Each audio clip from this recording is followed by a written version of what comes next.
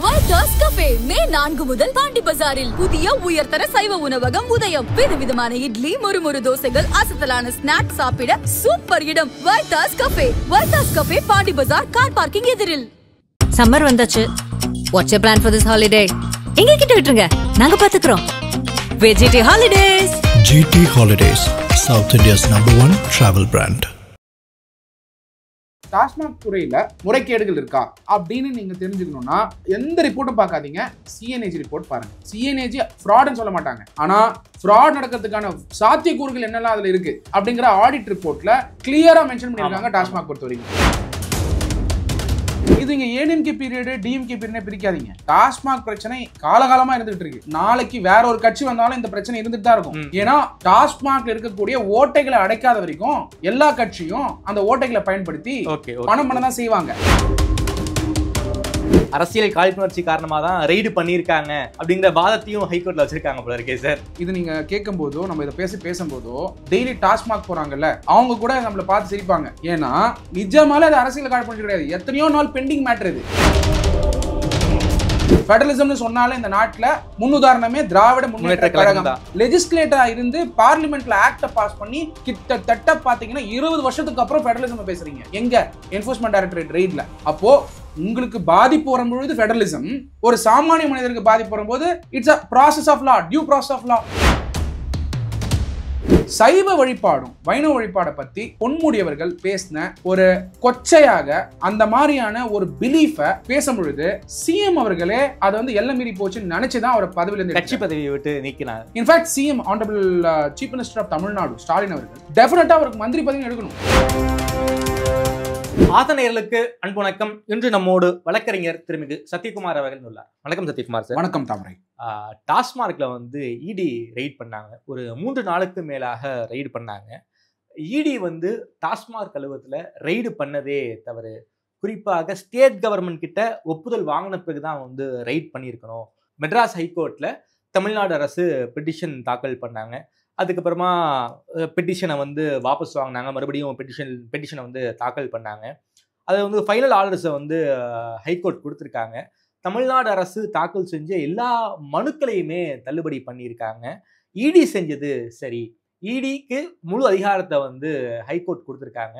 இந்த டாஸ்மாக் ரெய்டை பொறுத்த வரைக்கும் சென்னை ஹைகோர்ட்ல என்ன நடந்திருக்கு, இந்த பின்னணியை பத்தி எங்களுக்காக சொல்ல முடியுமா சார்? டாஸ்மாக் துறை வந்து டாஸ்மாக் நிறுவனமா மெட்ராஸ் ஹைகோர்ட்ல பெட்டிஷன் போடுறாங்க. இந்த பெட்டிஷன் வந்து எதுக்காக போடுறாங்கன்னா, என்ஃபோர்ஸ்மெண்ட் டைரக்டரேட் கண்டக்ட் பண்ண சர்ச் ஆபரேஷன்ஸ் ஆகப்பட்டது violative of the articles under the constitution of India. இதுதான் பேசிக் பெட்டிஷன். ஸோ இந்த பெட்டிஷன் ஆகப்பட்டது பல முறை பல ஸ்டேட் ஜூரிஸ்டிக்ஷனல் ஹைகோர்ட்ஸ்ல பல நிறுவனங்கள் வந்து போட்டிருக்காங்க.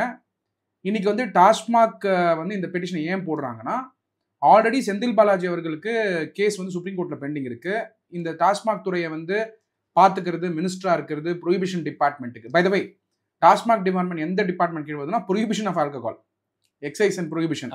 ப்ரொஹிபிஷன் டிபார்ட்மெண்ட்குள்ள தான் டாஸ்மாக்கை மார்க்கெட் பண்றாங்க. ஸோ அதை நம்ம புரிஞ்சுக்கணும். ஏன்னா ப்ரொஹிபிஷன் டிபார்ட்மெண்ட் சொன்ன உடனே செந்தில் பாலாஜி ப்ரொஹிபிட் பண்ணிட்டாருன்னு நினைச்சக்கூடாது. செந்தில் பாலாஜி அவர்களுடைய மினிஸ்டர் ப்ரொஹிபிஷன் டிபார்ட்மெண்ட், அதுல டாஸ்மாக் வருது. அப்ப டாஸ்மாக் நிறுவனம் பெட்டிஷன் போடுறாங்க, மினிஸ்டர் வந்து பெட்டிஷன் போடல. நிறுவனத்துடைய தலைமை வந்து பெட்டிஷன் போடுறாங்க. என்ன பெட்டிஷன் போடுறாங்கன்னா, என்ஃபோர்ஸ்மெண்ட் டைரக்டரேட் வந்து டைம் வந்து கரெக்டா ஃபாலோ பண்ணல, சர்ச்சை வந்து சொல்லிட்டு நடத்திருக்கணும்.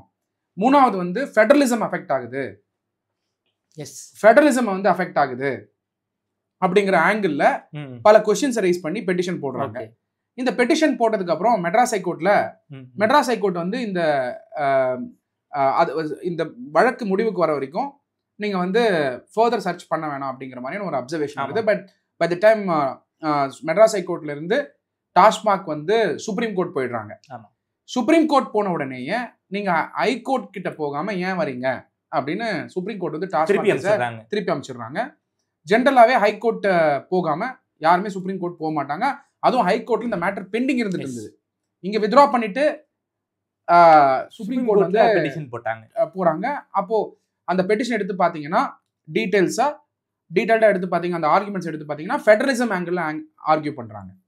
இந்த மேட்டர் வந்து இருந்துட்டு இருக்கும்போது என்ஃபோர்ஸ்மெண்ட் டைரக்டரேட் எந்த ஆக்ஷனும் எடுக்கல, இது முடிவுக்கு வரட்டும் அப்படின்னும் பொழுது டாஸ்மாக் துறையே வந்து பெட்டிஷன் போட்டு இப்போ அந்த பெட்டிஷன் ஆகப்பட்டது டிஸ்மிஸ் பண்ணி சப்சிக்வெண்டா அப்சர்வேஷன் கொடுத்துருக்காங்க மெட்ராஸ் ஹைகோர்ட். இந்த அப்சர்வேஷன்ல 2-3 இம்பார்ட்டன்ட் பாயிண்ட்ஸ் நம்ம பார்க்க வேண்டியது இருக்கு. ஃபர்ஸ்ட் வந்து டாஸ்மாக் துறையில முறைகேடுகள் இருக்கா அப்படின்னு நீங்க தெரிஞ்சுக்கணும்னா எந்த ரிப்போர்ட்டும் பார்க்காதீங்க, சிஎன்ஏஜி ரிப்போர்ட் பாருங்க, தணிக்கை குழுவுடைய ரிப்போர்ட். அஃப்கோர்ஸ் சிஎன்ஏஜி ரிப்போர்ட் வந்து cannot be used for any other legal aspect. அது கான்ஸ்டிடியூஷனல் பாடி, தணிக்கை குழு, அவங்க அப்சர்வேஷன்ஸ் இருக்கும். ஆனா டாஸ்மாக் துறையில் இருக்கக்கூடிய ஓட்டைகள் என்ன, எப்படி வந்து ஊழல் நடக்கக்கூடும், அக்கௌண்டிங் ஃப்ராட்ஸ் எப்படி நடக்குது, அக்கௌண்டிங் அதாவது சிஎன்ஏஜி ஃப்ராட்னு சொல்ல மாட்டாங்க, ஆனா ஃப்ராட் நடக்கிறதுக்கான சாத்தியக்கூறுகள் என்னெல்லாம் அதுல இருக்கு அப்படிங்கிற ஆடிட் ரிப்போர்ட்ல கிளியரா மென்ஷன் பண்ணியிருக்காங்க. டாஸ்மாக் பொறுத்த வரைக்கும் இன்வாய்சிங் வந்து கரெக்டா பண்ணாதது, நெக்ஸ்ட் வந்து இன்வென்ட்ரி சரியா மெயின்டைன் பண்ணாதது, பேரலா வந்து டிஸ்டிலரிஸை ப்ரொக்யூர் பண்றது, ஒரே டிஸ்டிலரி வந்து நிறைய ப்ரொக்யூர் பண்றது, டெண்டர் முறைகேடுகள் அப்படின்னு அடுக்கிக்கிட்டே இருப்பாங்க சிஎன்ஏஜி. இப்போ இடி வந்து தான் டாஸ்மாக்ல இருக்கக்கூடிய பிரச்சனைகளை கண்டுபிடிக்கணும்னு அவசியமே இல்லை. ஆல்ரெடி டாஸ்மாக் மேல அங்கங்க தனித்தனியா கேஸ் போட்டு வச்சிருக்காங்க. தாமரை டாஸ்மாக் கடை மேல கேஸ் போட்டாலும் அந்த மந்திரி வந்து சரியா செயல்படணும் தான் அர்த்தம். இப்போ ஒருத்தர் வந்து ஊர் பக்கத்துல டாஸ்மாக் நடத்துறாரு, அங்க வந்து பாத்தீங்கன்னா இல்லிசிட் லிக்கர், அதாவது இல்லீகலா லிக்கர் விற்கிறாரு டிஸ்ட்ரிக்ட்ல வாங்கி. அந்த டாஸ்மாக் கடை வந்து யாரோ கம்ப்ளைண்ட் பண்றாங்க, அந்த டாஸ்மாக் கடைக்கு ரெய்டு போறாங்க, ப்ரொஹிபிஷன் டிபார்ட்மெண்ட்டே ரெய்டு போறாங்கன்னு வச்சுப்போம். அங்க போயிட்டு இன்வென்ட்ரி மேட்ச் ஆகல, டிஸ்ட்ரிக்ட்ல இருந்து வாங்கின இன்வென்ட்ரியும் உள்ள இருக்கிற இன்வென்ட்ரியும் எம்ஆர்என்னு சொல்லுவோம், மெட்டீரியல் ரிசிப்ட் நோட்டு, அது கையெழுத்து போட்டு தான் ரிசீவ் பண்ணுவாங்க.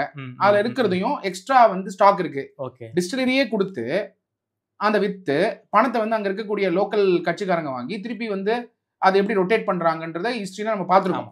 அப்படி இருக்கும்போது தனித்தனியா எங்கெல்லாம் வந்து எஃப்ஐஆர் போட்டிருக்காங்களோ அதை தான் ப்ரெடிகேட் அஃபென்ஸா எடுத்திருக்காங்க. 2017ல இருந்தே அந்த ஏடிஎம்கே பீரியட்ல இருந்தே எஃப்ஐஆர்ஸ் இருக்கு. இது இங்க ஏடிஎம்கே பீரியட் டிஎம்கே பீரியட் பிரிக்காதீங்க. டாஸ்மாக் பிரச்சனை காலகாலமா இருந்துட்டு இருக்கு. நீங்க வந்து இது வந்து அரசியல் நோக்கத்தோட நம்ம நிறைய பேர் பேசுறாங்க. இது ஏடிஎம்கே பீரியடா, இது டிஎம்கே பீரியடா, நாளைக்கு வேற ஒரு கட்சி வந்தாலும் இந்த பிரச்சனை இருந்துட்டு தான் இருக்கும். ஏன்னா டாஸ்மாக்ல இருக்கக்கூடிய ஓட்டைகளை அடைக்காத வரைக்கும் எல்லா கட்சியும் அந்த ஓட்டைகளை பயன்படுத்தி பணம் பண்ண தான் செய்வாங்க. ஆனா நம்ம வந்து இது அதிமுக பிரச்சனை திமுக பிரச்சனை பார்க்காதீங்க, பட் அங்க வரக்கூடிய மந்திரி இதை சரி பண்ணணும். சீஃப் மினிஸ்டர் இருக்காரு, அவர் வந்து டாஸ்மாக் இருக்கிற பிரச்சனையை சரி பண்றதுக்கு தான் அந்த பொறுப்பை வந்து கொடுக்குறாரு செந்தில் பாலாஜி அவர்களுக்கு. அந்த பொறுப்புல இருக்கக்கூடிய செந்தில் பாலாஜி அவர்கள் தான் டாஸ்மாக் இருக்கக்கூடிய ஓட்டைகளை அடைச்சு சரி பண்ணணும். ஆனா சரி பண்ணாம அதாவது வருமானம் வரும், தனிப்பட்ட வருமானம் வரும்னு நினைச்சா அப்ப யார் சரி பண்ண முடியும்? அப்போ மந்திரி பதவிக்கு வந்தவங்களும் யார் வந்து கவர்மெண்ட்ல இருந்து அந்த பொறுப்புல இருக்காங்களோ டாஸ்மாக்லயும் அவங்க தான் சரி பண்ணணும். இதுதான் பேசிக். இது அப்படி பண்ணாத பொழுது நிறைய ப்ரெடிகேட் அஃபென்ஸ் ஆல்ரெடி இருந்துட்டு இருந்தது. இந்த ப்ரெடிகேட் அஃபென்ஸ் ஆகப்பட்டது தொடர்ச்சியாக பல எஃப்ஐஆர்ஸ் போட்டு வச்சிருந்தாங்க. அந்த எஃப்ஐஆர்ஸை பேஸ் பண்ணி தான் டாஸ்மாக் ரெய்ட் நடத்திருக்காங்க. டாஸ்மாக் மேல ரெய்ட் நடத்தும் பொழுது நிறைய ஆவணங்கள் வந்து எடுத்துட்டு போறாங்க. பயங்கரமான ரெய்ட்ஸ் வந்து ஒரு கிட்டத்தட்ட ஐ திங்க் 3 days கிட்ட நடந்தது. அதுக்கப்புறம் வந்து டாஸ்மாக் வந்து கோர்ட்டுக்கு போயிட்டு சர்ச் வந்து கரெக்டா நடக்கல, ஆஸ் பர் லா நடக்கல, டைம்குள்ள நடக்கலன்னு. இன்னைக்கு என்ஃபோர்ஸ்மெண்ட் டைரக்டரேட் சர்ச் பண்ணக்கூடிய மெத்தடை கொஸ்டின் பண்ணக்கூடிய டாஸ்மாக் அதே ஸ்டேட்ல இருக்கக்கூடிய certain times police department also doesn't follow the procedure prescribed under law, due process of law as per article 21. அப்போ இதே பெட்டிஷனை பல பேர் ஃபைல் பண்ண முடியும், பண்ணலாம், காமன் சிட்டிசன் ஃபைல் பண்ண முடியும். அப்போ இந்த பெட்டிஷனை டாஸ்மாக் ஃபைல் பண்ணியிருக்காங்கன்னா அந்த பெட்டிஷனுக்குள்ள ஃபெடரலிசம் கொண்டு வராங்க. கோர்ட் சொல்லியிருக்காங்க, என்ன சொல்லியிருக்காங்க தெரியுமா? ரொம்ப important observation. Though the state had argued that the search operation was against the principles of federalism, search operation principles of federalism சேர்த்து ஆர்கியூ பண்ணியிருக்காங்க. ஆர்கியூ பண்ணும்போது the bench said very clearly, clear observation of the Madras High Court, I quote the exact words of the Madras High Court, the concept of federalism cannot be applied here.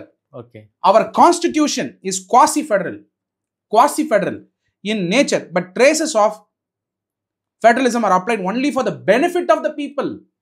மாநிலத்தோட உரிமை பாதிக்கப்படுதுன்றது டிபார்ட்மெண்ட்டை சார்ந்து கிடையாது, அதுவும் மக்களை சார்ந்து. அரசியல் காழ்ப்புணர்ச்சி காரணமா தான் ரெய்டு பண்ணியிருக்காங்க அப்படிங்கிற வாதத்தையும் ஹைகோர்ட்ல வச்சிருக்காங்க போல இருக்கே சார். நீங்க யோசிங்க, இது நீங்க கேட்கும் போதோ நம்ம இதை பேசும்போதோ டெய்லி டாஸ்மாக் போறாங்கல்ல அவங்க கூட நம்மளை பார்த்து சிரிப்பாங்க.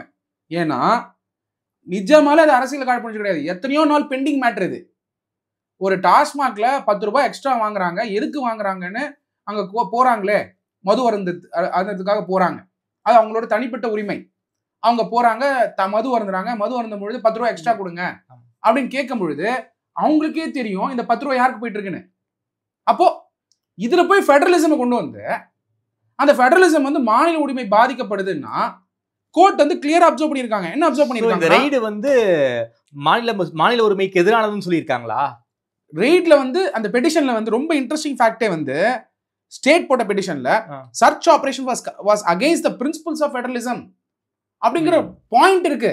ஓகே, அதுக்கு கோர்ட் ரிப்ளை பண்ணிருக்காங்க, கிளியர் அப்சர்வேஷன் கொடுத்திருக்காங்க court. the time and again court has established the principles of constitution, constitutional morality, constitutionalism. என்ன சொல்றாங்கன்னா the concept of federalism cannot be applied here. Okay, federalism ஓட கான்செப்ட் இங்க அப்ளையே பண்ண முடியாது. Quasi federal தான் நம்ம நாடு. constitution is quasi federal in nature, but traces of federalism are applied only for the benefit of the people. Benefit of the people.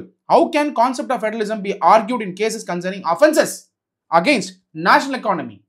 இது ஒரு offence. ஆமா, தேசத்துக்கு எதிரான, எகனாமிக் எதிரான ஒரு குற்றம். இப்போ காமன் மேன் மேல ரெய்ட் நடத்துறாங்க ஏதோ ஒரு சென்ட்ரல் ஏஜென்சி. அவர் போய் பெட்டிஷன் போட்டு ஃபெடரலிசம் அகைன்ஸ்டா இருக்குன்னு சொன்னா ஒத்துப்பீங்களா? ஸ்டேட் டாஸ்மாக் அவங்க விற்கக்கூடிய பொருள் மதுபானம். அந்த மதுபானத்துல ஊழல் நடக்குது. ஆமா, அந்த ஊழல் நடந்ததுக்கு நீங்க ஃபெடரலிசம் அப்ளை பண்ணா எப்படி கோர்ட் வந்து இதை அக்செப்ட் பண்ணிப்பாங்க? Court has made a clear observation. Court has made a clear observation. Next further observation கொடுக்குறாங்க. Further, the argument that there must be a precondition of getting consent from the state government before conducting searches is completely illogical and benefit of conscience. How can a raid be conducted in a state government owned company in a surprise manner if permission is to be obtained beforehand? How can a search by an investigation agency even hold good if such absurd conditions are made? The bench wondered. அப்போ ரெண்டு விஷயத்தை வந்து observation கொடுத்திருக்காங்க bench. Madras கோர்ட்ல clear observation கொடுத்திருக்காங்க. ஒன்னு with respect to federalism. Federalism is only with respect to the people and not for the offences. 2 with respect to getting permission. Search நடத்துறதுக்கு central agency permission வாங்கணுமா ஸ்டேட்ல? இது எப்படி ஹோல்ட் பண்ண முடியும்? இதோட இந்த பாயிண்ட் ஆஃப் லா எங்கேயுமே கிடையாது, எந்த நாட்டிலையுமே கிடையாது, என்னைக்குமே கிடையாது. இது மேல ஒரு பெட்டிஷன் போட்டு இந்த பெட்டிஷனை பேஸ் பண்ணி ப்ரொசீடிங்ஸை ஸ்டே பண்ணணும்னு கேட்டா அப்சர்வேஷன்ஸ் வந்து அட்வர்ஸா இன்னைக்கு டாஸ்மாக் வந்திருக்குன்றது தான் பார்க்கணும் தாமரை. ஸோ டாஸ்மாக் அலுவலகத்தில் ரெய்டு போயிருக்கு, ஊழியர்களையும் வச்சுட்டு தான் ரெய்ட்ஸ் எல்லாம் பண்ணியிருக்காங்க. ஸோ இதையே வந்து ஒரு காரணமாக வச்சு ஊழியர்கள் வந்து துன்புறுத்தப்பட்டார்கள், பெண் ஊழியர்கள் வந்து கொடுமைப்படுத்தப்பட்டார்கள் அப்படிங்கிற ரீதியிலையும் ஒரு பெட்டிஷனை வந்து போட்டிருக்காங்க. ஸோ அதையுமே வந்து கோர்ட் வந்து ரொம்ப கடுமையான அப்சர்வேஷன்லாம் கொடுத்துருக்காங்க. பெண் ஊழியர்களை வந்து அரசாங்கம் வந்து ஒரு கேடயமாக பயன்படுத்துறீங்க, இதையெல்லாம் வந்து எங்களால் ஏற்றுக்கவே முடியாது அப்படின்னு சொல்லியும் இந்த மனு வந்து கேன்சல் பண்ணியிருக்காங்கன்னு நினைக்கிறேன். கண்டிப்பா அதில் வந்து என்னன்னு பார்த்தீங்கன்னா, டு பி ப்ரிசைஸ் பிரீஃப்லி கிளியராக வந்து கோர்ட் வந்து with surprise they've asked approach the கேட்குறாங்க. என்ன கேட்குறாங்கன்னா, harassment of TASMAC officials and human rights violation during the search operation அப்படின்னு ஒரு சப்மிஷன் பண்றாங்க ஸ்டேட் இருந்தது அப்படின்னு. அதுக்கு I quote the exact words of the observation. To even come out with an argument that conducting a search itself is harassment is challenging the very foundation of criminal justice system. How can a state government file such a writ petition? ஒரு common citizen கூட file பண்ணலாம். State as per article 12 of the constitution of India, you are filing a petition to say search, the aspect of search is an harassment. இப்போ let's assume இதே petition ஒரு common man போட்டா நீங்க என்ன argue பண்ணுவீங்க as a state? That is the foundation of the criminal justice system தான் சொல்வீங்க. அதே அப்சர்வேஷன் தான் இன்னைக்கு மெட்ராஸ் ஹைகோர்ட் கிளியரா வந்து ஃபண்டமெண்டல்ஸ் எஸ்டாப்ளிஷ் பண்ணிருக்காங்க. சோதனை முடிஞ்ச பிறகு அந்த பஞ்சநாமால கூட பொருட்களுக்கோ மனிதருக்கோ எந்த ஒரு பாதிப்பும் ஏற்படுத்தப்படவில்லை அப்படின்னு தான் சொல்லியிருக்காங்க. குறிப்பாக பாதிப்பு ஏற்படுத்தி இருந்தாங்கன்னா டாஸ்மாகுடைய director Visakan, assistant director Sangeetha, general manager Jothi Shankar, இவங்க தானே வந்து ஃபைல் பண்ணியிருக்கணும். அவங்க கூட அப்படி ஃபைல் பண்ணவே இல்லையே. குறிப்பாக டைம் தானே கேட்டிருக்காங்க, நீங்க ஏன் வந்து இந்த பெட்டிஷன் வந்து ஃபைல் பண்ணியிருக்கீங்கன்னு ரொம்ப தலையிலேயே கொட்டியிருக்காங்க போல இருக்கு ஹைகோர்ட்டு. வெரி சிம்பிள் தாமரை. தொடர்ச்சியாக ஒரு இன்வெஸ்டிகேஷன் ப்ராசஸ் பண்ணும்பொழுது நீதிமன்றத்தை வந்து தொடர்ச்சியாக அணுகிறதுக்கான பவர் எல்லாருக்குமே உண்டு. நீதிமன்றங்கள் பெட்டிஷன்ஸோட வர வேணாம்னு என்னைக்குமே சொல்லலாம். We have to understand the how the judiciary functions. Okay.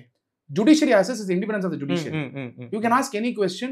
அது வந்து நீங்க வந்து மெயின்டெனபிளா இருந்ததுன்னா அதை கன்சிடர் பண்ணி பெட்டிஷன்ஸ் எடுத்து அலோவ் பண்றதோ டிஸ்மிஸ் பண்றதோ it's a power of the court to decide. Anybody can approach, a common man, a citizen of this country, a state, whoever it is.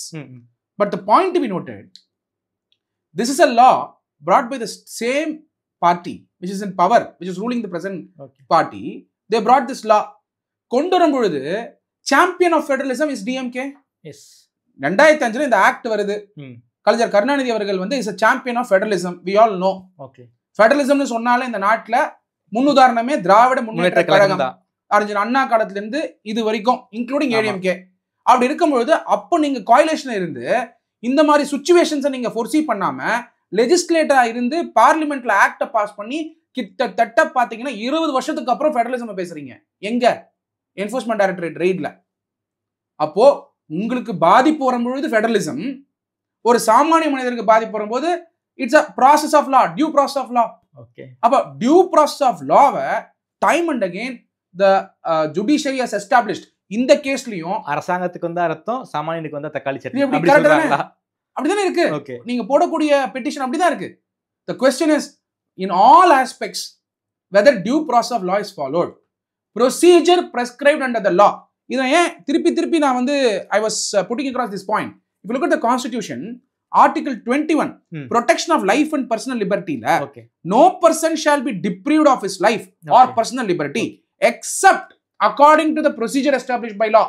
First procedure established by law தான் Constitution of Indiaல Baba Saheb doctor Ambedkar அவர்கள் வச்சிருந்தாரு. 1970களில் 69களில் Maneka Gandhi case வருது. மேனகா காந்தி கேஸ்ல அமெரிக்கால இருக்கக்கூடிய டியூ ப்ராசஸ் ஆஃப் லாவை சுப்ரீம் கோர்ட் வந்து அப்பீல் பண்ணி ஆர்டிகல் 21ல procedure prescribed by law due process of law follow பண்ணோன்னு enforcement directorate prevention of money laundering act 2002ல இதே திராவிட முன்னேற்ற கழகம் 2005ல லெஜிஸ்லேட்டரா இருந்து பார்லிமெண்ட்ல பாஸ் பண்ண ஆக்ட தான் இன்னைக்கு ஃபாலோ பண்ணிட்டு இருக்காங்க. சர்ச் ஆபரேஷன்ஸா இருக்கலாம், அரெஸ்ட் ஆபரேஷன்ஸா இருக்கலாம், சமனிங் ப்ராசஸா இருக்கலாம். Then how can you say it is affecting the federalism today because you are opposing side? அதனால இந்த பெட்டிஷன் ஆகப்பட்டது ஒரு பொலிட்டிக்கல் பெட்டிஷனா தான் நான் பாக்குறேனே தவிர லாஃபுல் பெட்டிஷன் இல்லங்கறத நம்ம ஈஸியா மெட்ராஸ் ஹை கோர்ட் கொடுத்த அப்சர்வேஷன்ல நம்ம புரிஞ்சுக்கலாம். அந்த பெட்டிஷன்ல ஒரு லாஜிக்கலே இல்லையே சார். அப்சல்யூட்லி. நீங்க ரெண்டு क्वेश्चन பண்றாங்க. ஃபெடரலிசம் எடுத்துட்டு வந்து ஆஃபென்ஸ் மேல அப்ளை பண்றாங்க. ஆமா. எல்லாத்துக்குமே ஃபெடரலிசம் வச்சு ஃபைட் பண்ண முடியாது.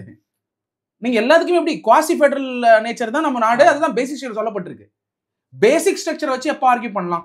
ஒரு நம்முடைய தனிப்பட்ட சுதந்திரம் வந்து பாதிப்புக்கு உள்ளாகும் போது நாம அப்படி பண்ணலாம், வாதாடலாம். இன்ஃபேக்ட் பியூட்டிஃபுல் புக் ரீசெண்டா வந்து எல்லாருமே சட்டமானவரும் சட்டத்தில் இருக்கவங்க ரோஹின்டன் நாரிமன் அவர்கள் எழுதியிருக்காரு. The basic structure doctrine. இது protector of constitutional integrity. Okay. ஃபெடரலிசம்ங்கிறது உங்களுக்கு பாதிக்கும் போது யூஸ் பண்ணி தப்பிக்கிறதுக்காக கிடையாது. கான்ஸ்டிடியூஷன்ல இருக்கக்கூடிய constitutional integrity, constitutionalism, constitutional morality, okay, spirit of கான்ஸ்டிடியூஷன்ல பேசிக் ஸ்ட்ரக்சர் டாக்ட்ரின் அஃபெக்ட் ஆகும்போது பீப்புள் ஆங்கிள் தான் பார்க்கணுமே தவிர தனிப்பட்ட ஸ்டேட் கவர்மெண்ட்டோ இல்ல யூனியன் கவர்மெண்ட்டுக்கோ அது பாதிக்கும் போது கூட அது பயன்படாது. இப்ப நீங்க கவர்னர் ஜட்மெண்ட் இருக்கு, நம்ம டீடைலா பேசுவோம். கவர்னர் ஜட்மெண்ட் ஆகப்பட்டது ரொம்ப நாளாவே அது பெண்டிங். லெஜிஸ்லேட்டர் பண்ண வேண்டிய வேலையை சுப்ரீம் கோர்ட் இன்னைக்கு பண்ணிருக்காங்கன்னா யூனியன் கவர்மெண்ட் அப்ரிஷியேட் பண்ணணும். Applying the same principle here. Okay okay.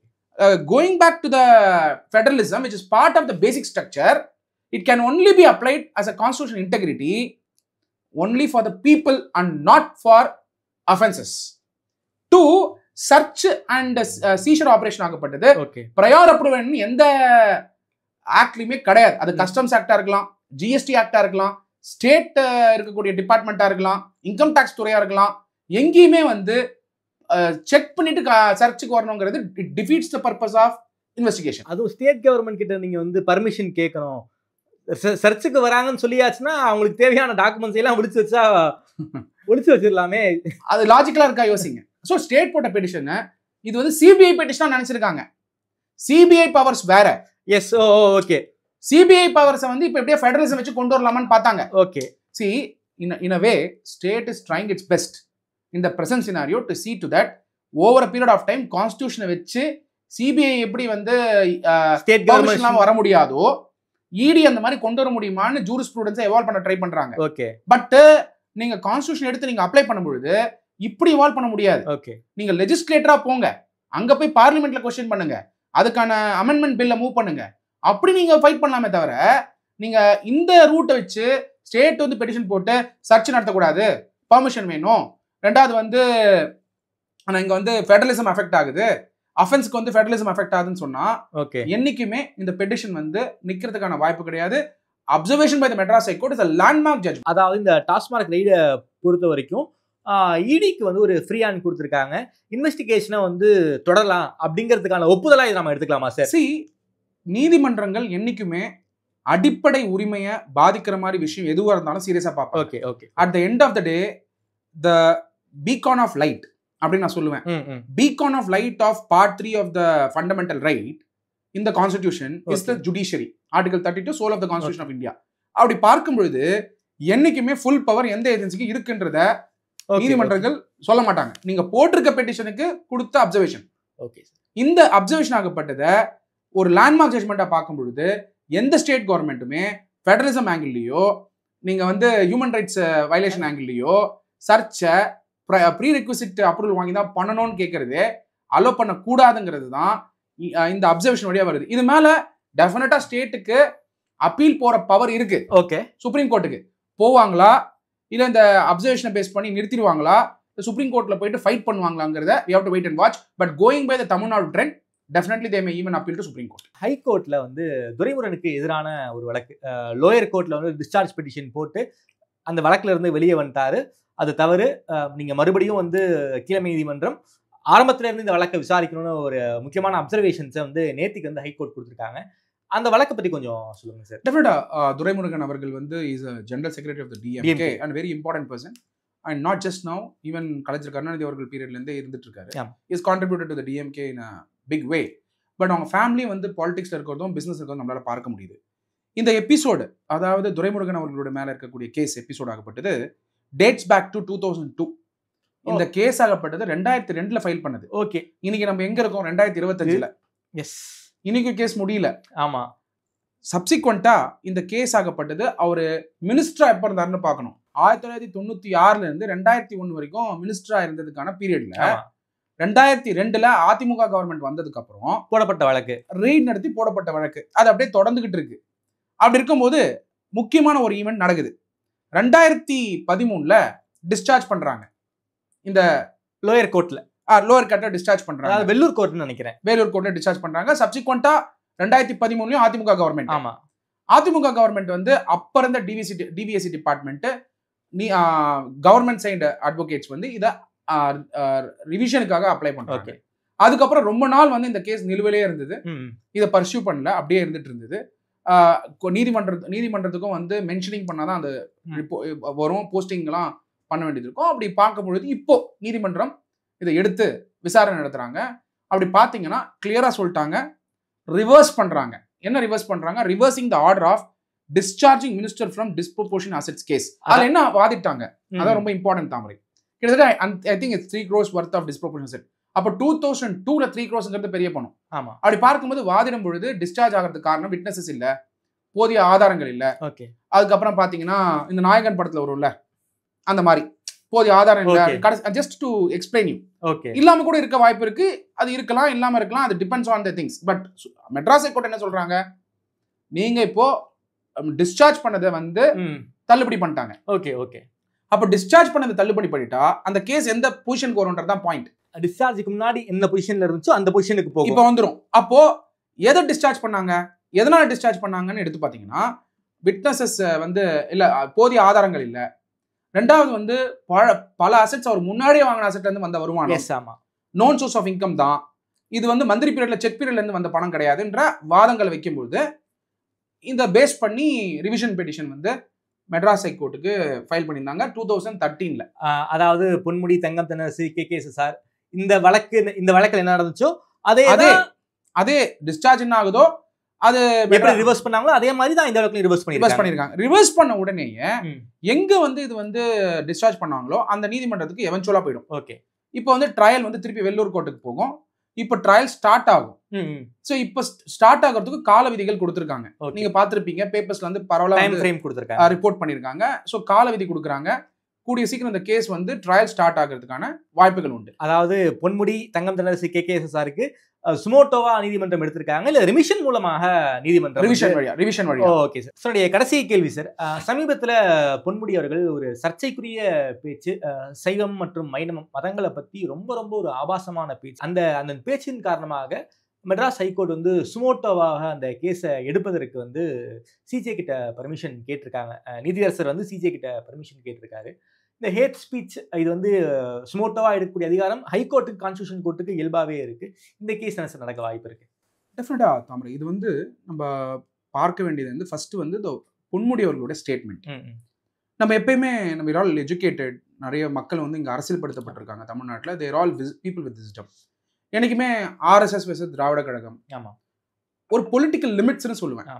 Political லிமிட்ஸ்னா என்னன்னா பீப்புளோட பிலீஃபை பாதிக்காத மாதிரி ஐடியாலஜிக்கல் ஃப்ரண்ட்ல ரெண்டு பொலிட்டிக்கல் ஐடியாலஜிஸ் ஃபைட் பண்ணும்பொழுது விஸ்டம் டெவலப் ஆகும் மக்களுக்கு. அதனால மக்கள் வந்து அதை ஏத்துப்பாங்க. நீங்க ரேஷனல் தாட் கொண்டு வரணும். பெங்கால்ல பாத்தீங்கன்னா பிரம்மோ சமாஜ், இங்க வந்து திராவிட கழகம், இந்த மாதிரி ரேஷனல் தாட்ஸ்க்காக பல மனிதர்கள் ஒர்க் பண்ணியிருக்காங்க. பொலிட்டிக்கல் லிமிட்ஸ் தாண்டும் பொழுது சைவ சித்தாந்த வழிபாடு, திராவிட முன்னேற்ற கழகத்தில் இருக்கக்கூடிய மெம்பர் கூட சைவ சித்தாந்தத்தில் இருக்காங்க. வைணவ வழிபாடு திராவிட முன்னேற்ற கழகத்தில் இருக்கக்கூடியவங்களும் இருக்காங்க. எங்க ஊர்ல பாத்தீங்கன்னா எங்க சொந்தக்காரங்க வைணவ வழிபாடு கோயில் டெய்லி போவாங்க, நான் DMK இருப்பாங்க. இப்போ சைவ வழிபாடு நீங்க தஞ்சாவூர்லாம் எடுத்து பாத்தீங்கன்னா சைவ வழிபாடு பண்றாங்க, கோயிலுக்கு போவாங்க, ஸ்டில் DMK இருப்பாங்க. அவங்கள பொறுத்த வரைக்கும் பொலிட்டிக்கல் பார்ட்டினா DMK, வீட்ல பிராக்டிஸ் வந்து பர்சனல் பிலீஃப். சிங்கப்பூர் மாதிரி வச்சுக்கோங்களேன். ஸோ கவர்மெண்ட்டோ இல்லாட்டி பார்ட்டியோ வரும்போது பிலீஃப் கொண்டு வர மாட்டாங்க. இது beautiful thought that has been sold. But இதுக்கு லிமிட் இருக்கு. சைவ வழிபாடும் வைணவ வழிபாடை பத்தி பொன்முடியவர்கள் பேசின ஒரு என்ன சொல்றேன்னா ஒரு கொச்சையாக அந்த மாதிரியான ஒரு பிலீஃபை பேசும் பொழுது சிஎம் அவர்களே அதை வந்து எல்லை மீறி போச்சுன்னு நினைச்சுதான் அவர் பதவியிலிருந்து கட்சி பதவியை விட்டு நீக்கினாங்க. In fact CM honourable chief minister of Tamil Nadu Stalin அவர்கள் டெஃபினட்டா அவருக்கு மந்திரி பதவி எடுக்கணும். காரணம் ஒன்னே ஒண்ணுதான். ஆஸ் பர் ஆர்டிகல் பதவி பிரமாணம் பண்ணும் பொழுது யாருக்காக பண்றாங்க? எல்லா பிலீவர்ஸ்க்கும் சேர்த்து தான். There may be a believer, there may not be a believer. That's a personal choice. நான் கடவுளை நம்பலாம், கடவுள் நம்பாம போலாம். ஒரு நாள் கடவுள் நம்புவேன், இன்னொரு நாள் கடவுள் நம்பாம போலாம். அது வந்து பர்சனல் பிலீஃப். ஓகே. பட் அவர் பேசிருக்கிறது வந்து லட்சக்கணக்கான கோடிக்கணக்கான தமிழர்களோட பிலீஃப். நீங்க வைணவம் எடுத்தாலும் சரி, சைவம் எடுத்தாலும் சரி, தமிழ்நாடு தான் பேஸ். யாருமே அதை இல்ல. திருச்சி எடுத்தீங்கன்னா வைணவத்தோட பேஸ், ராமானுஜர் பிறந்த இடம் சைவத்தோட பேஸ் இங்கதான்.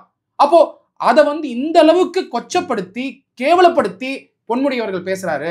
இதை வந்து மெட்ராஸ் ஹைகோர்ட்ல பெட்டிஷன் ஃபைல் பண்றாங்க. சீரியஸா கன்சிடர் பண்ணிருக்காங்க matter. They have told that the state should actually act on it. FIR போடணும், இல்லைன்னா கண்டெம்ஸ் வந்து ப்ரொசீடிங்ஸ் வரும் அப்படின்னு சொல்லியிருக்காங்க. டெஃபினட்டா நீதிமன்றம் வந்து இது சீரியஸா பார்த்துருக்கிறது வந்து நம்மளால பார்க்க முடியுது. But all set and ton Ponmudi அவர்கள் மந்திரி பதவியில இந்த காரணத்துக்காக இருக்கக்கூடாது. ஏன்னா டிஎம்கேக்கு இது பெரிய பிரச்சனை. ஏன்னா இன்னைய காலகட்டத்தில் டிஎம்கேவே பழைய மாதிரி சித்தாந்த அடிப்படையில் பெரிய பிரச்சாரமே பண்றது இல்லை. அவங்க ஃபைட் பண்றது anti centre stand, language policy, delimitation எல்லாமே பாத்தீங்கன்னா கான்ஸ்டிடியூஷனல் ஐடியாஸ்க்கு எவால்வ் ஆயிட்டாங்க. ஸ்டார்ட் பண்ணது ஒரு மூவ்மெண்டா ஸ்டார்ட் பண்ணி அதுக்கப்புறம் ஃபைன் டியூன் பண்ணிட்டாரு அறிஞர் அண்ணாவே. அறிஞர் அண்ணா ஃபைன் டியூன் பண்ணதுக்கு அப்புறம் கலைஞர் கருணாநிதி அவர்கள் பாத்தீங்கன்னா ராமானுஜருக்காக ஒரு சீரியல் எழுதியிருக்காரு. வைணவம் கொண்டு வந்த ராமானுஜருக்காக ஒரு சீரியல் எழுதி தொடர்ச்சியா கலைஞர் டிவிலையோ இல்லாட்டி சன் டிவிலையோ எங்கேயோ அது டெலிகாஸ்ட் ஆயிட்டு இருந்தது. அந்த அளவுக்கு ராமானுஜர் மேல பற்று வச்சு கலைஞர் எழுதியிருக்காரு as a social reformer. அப்போ இந்த மாதிரி ஒரு கொச்சையா சைவத்தையும் வைணவத்தையும் பேசுவாருன்னாக்கா இது எல்லாம் மீறி போயிட்டு இருக்கு. ஓகே, இந்துக்கள் அதாவது ஹிந்து பிலீஃப் சிஸ்டம் இருக்கிறவங்களை வந்து இன்னைக்கு வந்து சாஃப்ட் இந்துத்துவாங்கல ரீஜனல் பார்ட்டிஸா எடுக்க ஆரம்பிச்சிட்டாங்க. Okay, you can't avoid. That's a factor of Modi. நீங்க மோடியை நம்ம விமர்சிக்கிறோம், ஒரு பாலிசி விமர்சிக்கிறோம், இன்ஃபிளேஷன் பெருசாயிட்டு இருக்கு, ஜிஎஸ்டி பிரச்சனை, அது வேற. மோடிக்கு அப்புறம் நம்ம நாட்டில் நடந்திருக்குது சாஃப்ட் இந்துத்துவா. அது டிஎம்கேவே கடைபிடிக்க ஆரம்பிச்சிட்டாங்க. அப்படி இருக்கும் பொழுது முதலமைச்சர் ஸ்டாலின் அவர்களே சொல்றாரு, எங்க வீட்டுல இருக்கவங்க கோயிலுக்கு போனா நான் வந்து அதை விமர்சிக்க மாட்டேன்னு தான் சொல்றாரு. அது வேற, என்னோட கொள்கை வேற. அந்த அளவுக்கு மெச்சோர்டா முதலமைச்சர் அவர்களே தொடர்ச்சியா அந்த அளவுக்கு வந்து ஒரு ஐடியாலஜிக்கல் ஆஸ்பெக்ட்ல ஒரு செய்தியை கொடுக்குறாரு.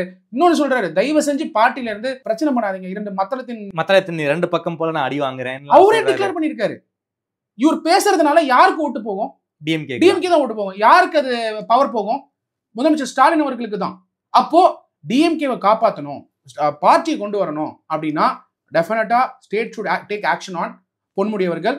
அதுவும் சைவம் வைணவம் உமன்ஸை வந்து கொச்சப்படுத்தினது வந்து இன்னும் மோசம்.